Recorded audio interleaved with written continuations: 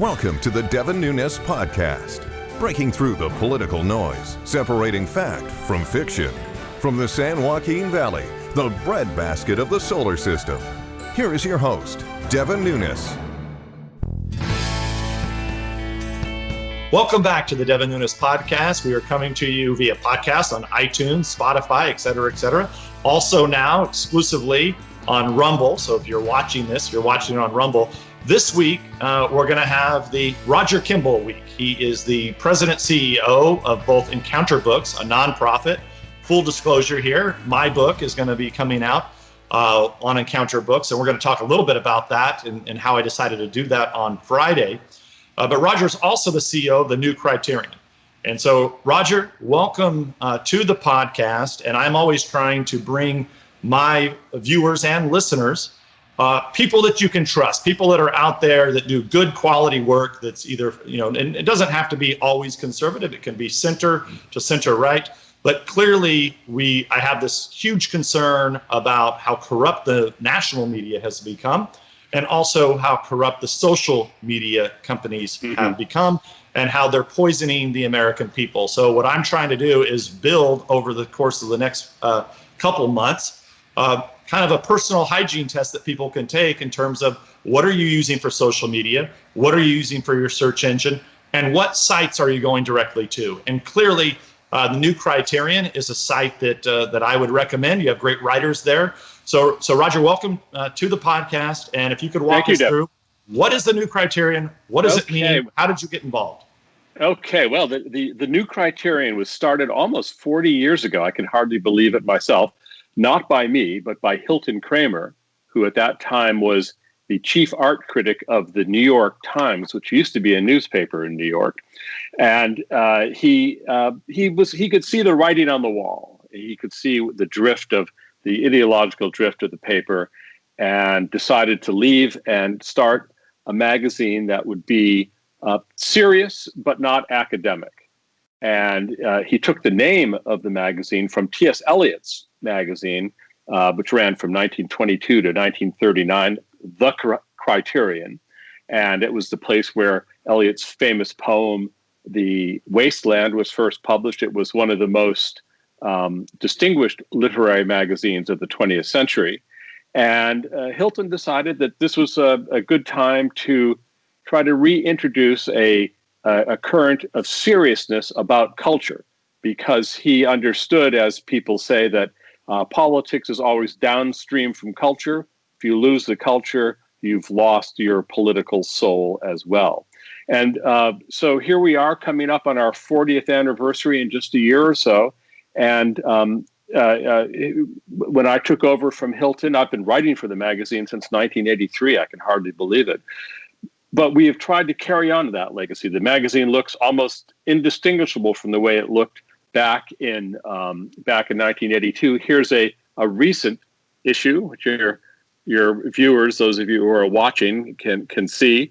You can find us on newcriterion.com. You'll find many important writers: Andy McCarthy, Conrad Black. It's a long list of important and more to the point, very vibrant writers. People. And so, does it come out? The new Criterion. It's obvious. It's you print it, and yes. you mail it to people's homes. Yes. Is that once a month? Yes, it's a monthly, but we go into a state of estivation. We take a summer vacation in July and August, so it's 10 times a year. But the magazine, although it looks almost identical to the way it looked in 1982, has actually grown a huge amount. Our circulation is bigger than ever, and we have a very vibrant web presence. So there's a lot of web-only material. And so I do recommend that people not only subscribe, but also go to our website, because you'll find all throughout the summer and all throughout the year many articles and much commentary that is web exclusive.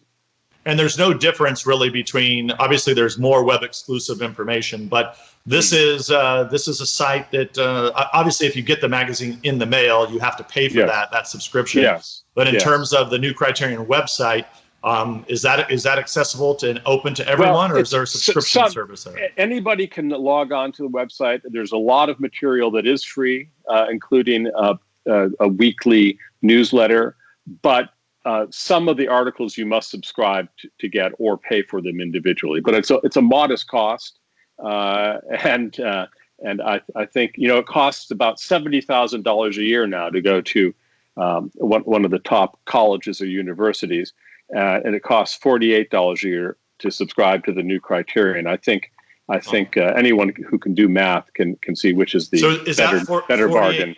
$48, and you get it in the mail every 10 times a year. So you're talking less than $5, and full access to the website.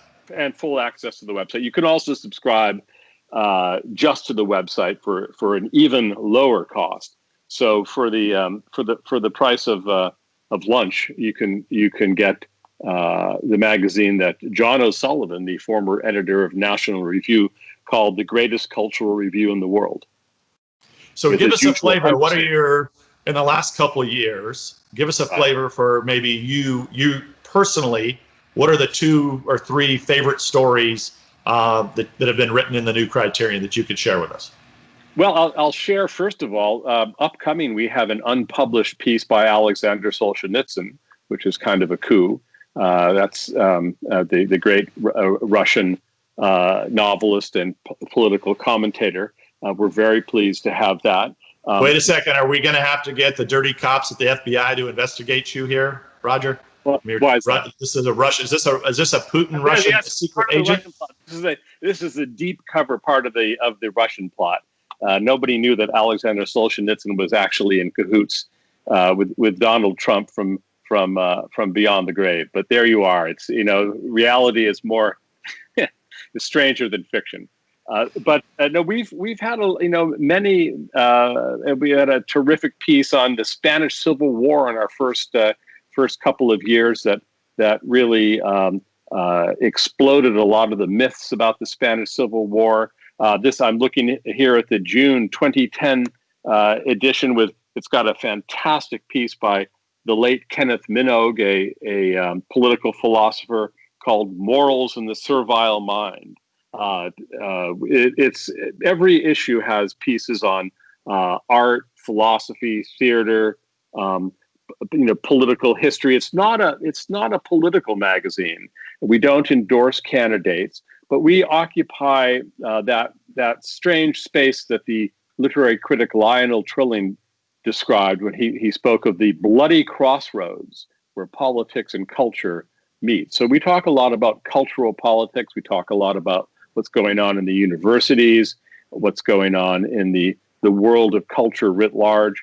I think that your readers will find that the New Criterion is a refreshing draft of common sense that is definitely not woke and definitely not politically correct. Well, that sounds good. So do you do book reviews? Because I want to transition to your other hat. Yes. So does the New Criterion do book reviews? And do you do book reviews for Encounter Books? And what other books do you review? Well, we do book reviews. We have a very vibrant book review section, in fact. My policy, however, is not to review the books that Encounter Books publishes, since I am the president and publisher of Encounter Books. Naturally, I think they're all pretty good. The one exception I made was Robert Bork, Judge Robert Bork, was a frequent contributor to the New Criterion, and his last book, a memoir, was published by Encounter Books posthumously. But we did have Andy McCarthy review that in the New Criterion after that was published. But I wanted to avoid the appearance of log rolling in our time in the New Criterion, so we maintain a little bit of distance between the books that Encounter publishes and the books that the New Criterion reviews. All right, so let's roll into Encounter Books. What are you all about? Obviously, you have your own website, EncounterBooks.com. We'll put it on the screen. And just a reminder again, the New Criterion. What's the website there that people can go to either very subscribe easy to remember, newcriterion.com. Very creative. Yes, I know. Well, we try to keep it simple, and the Encounter Books website is also easy to remember. It's encounterbooks.com. Well, Encounter has a very interesting history, actually, and my own history with it is sort of interesting. Before I was the publisher, they published 2 or 3 of my books. My book, The Long March: How the Cultural Revolution of the 1960s Changed America, and then a book about the academic teaching of art history called The Rape of the Masters: How Political Correctness is Sabotaging Art. But that was before I was involved with the house. The name Encounter comes from a magazine that was in England called Encounter. It was one of a suite of magazines that was started after World War II by something called the Congress for Cultural Freedom. And other magazines, there was Preuve in France, Die Monat in Germany, Quadrant in Australia. I believe Quadrant's the only one that still exists. Encounter was always the flagship. It traditionally had 2 editors. The founding editors were Irving Kristol and the English poet Stephen Spender. So very, very eminent people. I almost became the editor of Encounter magazine, actually, in I think 1990, 1991, shortly after my first book, Tenured Radicals, was published. I was asked if I would like to do that. And the condition was that the magazine, which was then suffering financially, would have to find some British money and an American foundation would bail them out. Well, that didn't happen. So the magazine closed, and this American foundation bought the name, paid its debts, and then several years later, in 1998, they opened Encounter Books. They opened it in San Francisco. And now, just keep all of that in mind. Now back up to 1967. Ramparts magazine, a wildly left-wing magazine, published an expose about the Congress for Cultural Freedom, which was the primary supporter of Encounter magazine and all these other magazines. And it revealed that the covert funding for the Congress for Cultural Freedom came from the CIA. There's much unhappiness in the New York Times, and many of the left-wing writers who wrote for Encounter magazine swore they'd never write for it again, and so on. It almost failed.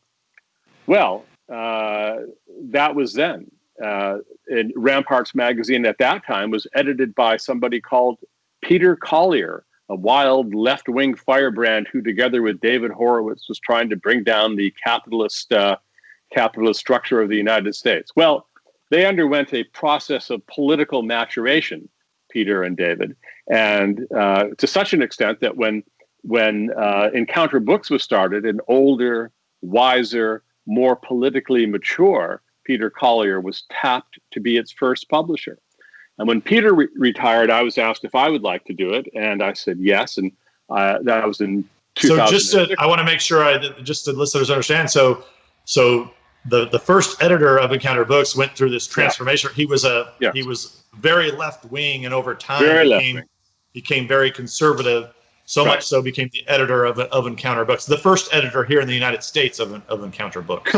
Correct. That's exactly right. And then after his process of political maturation, he took over Encounter. Then I was asked if I wanted to do it when he retired, and I moved it to New York in 2006. And the rest is history. We've had a string of bestsellers by Thomas Sowell and Jason Riley and Andy McCarthy. It's been a great run. So a lot of my listeners and viewers know Andy McCarthy because he wrote a very top-selling book called The Ball of Collusion. He was one of the first to bring out the legal problems with the Russia hoax, which unfortunately for the last 4 years I've had to deal with every single day, 7 days a week, because of all the dirty cops and the corrupt Clinton campaign and everything that all the issues that people that are listening to this podcast are very familiar with.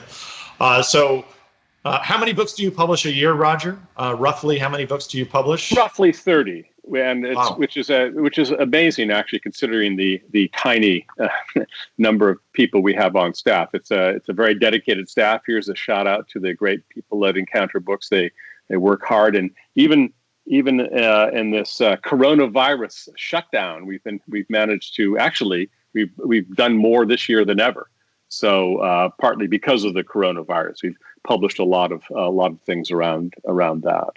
And recently, I don't know, a month or so ago, we had on Julie Kelly, who has a great book out. Tell us a little bit about that book. Yeah, Disloyal Opposition, and it's all about the Never Trump movement. This strange phenomenon, actually, of people who used to call themselves conservative, but were so outraged by the advent of Donald Trump as president of the United States that they went insane.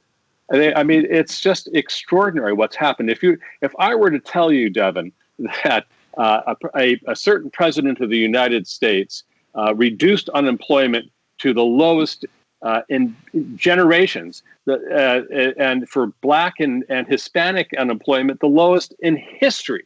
If I were to tell you further that he moved our embassy in Israel to Jerusalem, which people have been talking about doing for decades, that the stock market was at an historic high, that he had appointed hundreds of judges after the stamp of Antonin Scalia, that he had rolled back the regulatory state, and I could go on and on and on. It's a list of. I want to add one part too. If you remember, all the Obama people and all the mainstream media, they said if you move the capital of Israel to Jerusalem, it's the whole place is gonna blow up and be on fire. But now, just in the last few weeks, they've announced an agreement with one of the main Arab countries, the United Arab Emirates.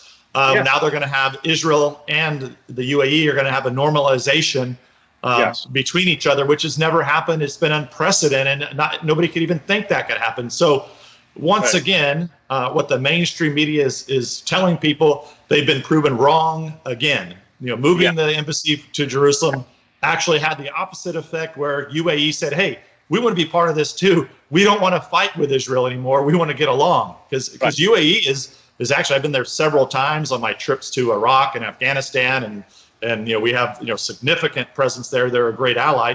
It's actually a very, very fascinating place. Small place, a lot of oil, a lot of gas, but the leadership there is really trying to, I don't want to say westernize, but they're trying to modernize and make it's the Islam religion what it's supposed to be, which is a peaceful religion, unlike what we've seen what the Iranian regime and Al-Qaeda and ISIS have tried to make it. Absolutely. So they're kind of a ideological oasis out there in the middle of the desert.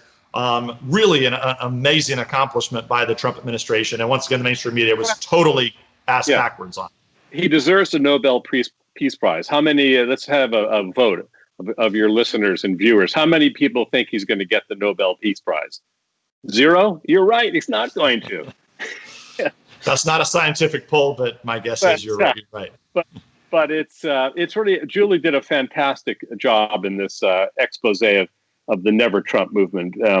People who are, I don't really understand it, because that list of accomplishments I just gave you is a conservative's dream list. All of these things that he has done. And yet they say, oh, no, but he's a man of bad character. He tweets mean things and so on. It's a moment of public insanity. Well, and Roger, also the part that I think this might be news to some of the viewers and listeners out there. This movement is a political movement that's being funded by the radical left. Yes. The funding's coming from the radical left. This is not a Republican movement. They're actually they're former Republicans that are essentially somewhere between. They've decided to be liberals now, or they're just grifters, which my guess is most of them are just grifters because they can't, whatever they're selling, Republicans aren't willing to pay for or buy because it's garbage. And so they're being propped up by these left-wing billionaires to attack Republicans and the president. Exactly. Julie, has that down. She has all the details, chapter and verse, on who's paying for what. And it's extraordinary. As you say, I mean, it's left-wing billionaires like Pierre Almadyar, if I'm pronouncing his name correctly, I believe he started eBay. And it's really quite extraordinary. I think that it's these never Trumpers are so discouraged at being out of power, out of influence. They thought they were going to be calling the shots, and lo and behold, they're out in the wasteland now with no influence, and they don't like it. But that's one great book we've published recently. Another book, you mentioned Andy McCarthy's Ball of Collusion, The Plot to Rig an Election and Destroy a Presidency. That was a bestseller. And one other book I want to mention is called Land of Hope, An Invitation to the Great American Story. This has been our bestseller this year, I believe. And the purpose of the book is to provide competition for Howard Zinn's anti-American People's History of the United States, which is, it's sold millions of copies. It's poisoned the minds of high school students all across the country. It's taught them that America is a bad place. It's taught them to hate America, to reject capitalism, to embrace socialism. It's a very destructive book. And I'm very pleased to say that there are several states that are considering adopting Land of Hope for their public schools. Many charter schools are adopting it. It's going to be, I think, a game changer. And we're just bringing out a teacher's guide to it, which is an important thing. And we are also going to be publishing what I like to think of as Land of Hope Junior. It's actually, I think we're calling it for a young readers edition for people who are in 6th to 8th grade. So it's part of our effort to revive the teaching of civics. Something else is coming up very soon is a book called 1620, which is our answer to the New York Times's thoroughly disreputable 1619 project, which teaches people that the United States was born as a slaveocracy, and that the reason for the American Revolution was to perpetuate the institution of slavery. It's ridiculous, and but it's not. This is being pushed by the New York Times. It's being adopted elements of the curriculum in 4,500 school districts across the country. It's a lie, and we hope to be able to counter that lie with 1620. Well, being that my kids, my 3 daughters are locked in the house, they're not allowed to go to school. My wife is a 3rd grade teacher. They're all doing Zoom school because the governor of this state of California has decided that local school districts that have elected officials, that they're too stupid, and that the Sacramento politicians need to decide what's best for our kids, which is really unfortunate. But I'm going to actually, my kids they can hear me right now. I'm actually going to buy Land of Hope. And hopefully the junior edition, maybe for my younger ones, but I think my oldest one can use Land of Hope. Roger, we're going to, so you've talked about the new Criterion. You've talked about Encounter Books. Right. On Friday, what we're going to do is we're going to talk about a different form of book that I think is, because of the tech oligarchs that my listeners know well about, and the tech tyrants, I've been very, very hesitant to put anything on the internet because it no longer is a free and open space. It is a closed space that's being heavily regulated by the extreme left, and it's poisoning the minds of millions of Americans. But you were onto something several years ago. You started something called the Broadsides at Encounter Books. I'm publishing my broadside with you that comes out here in a few weeks.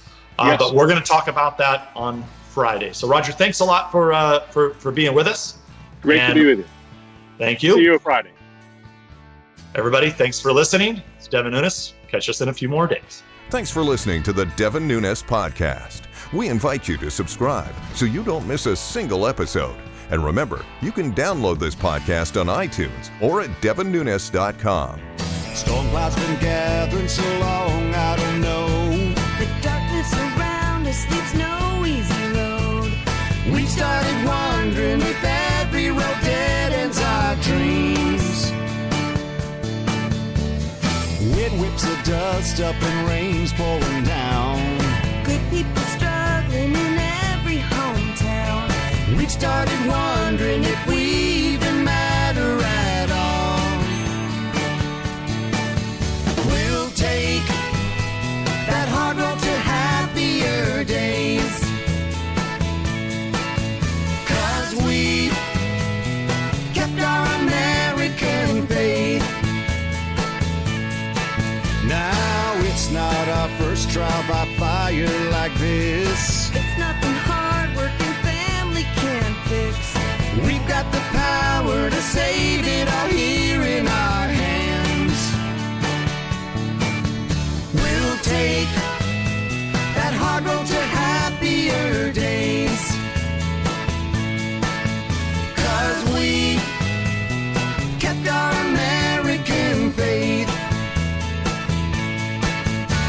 As we, the people, free and strong, fight through the dark night toward the dawn. Freedom marches on.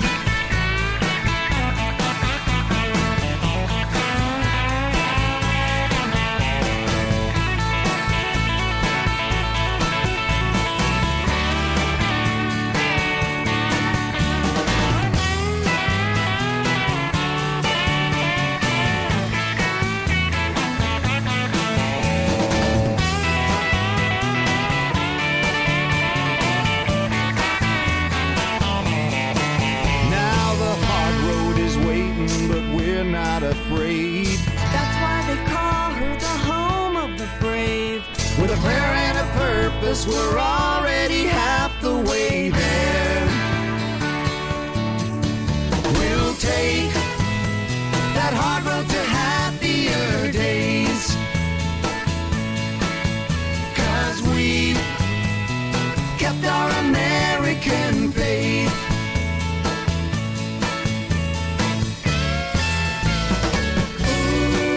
Ooh, we kept our American.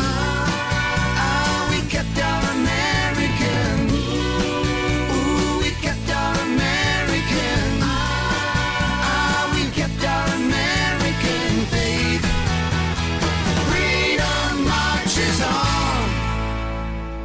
Paid for by Devin Nunes Campaign Committee.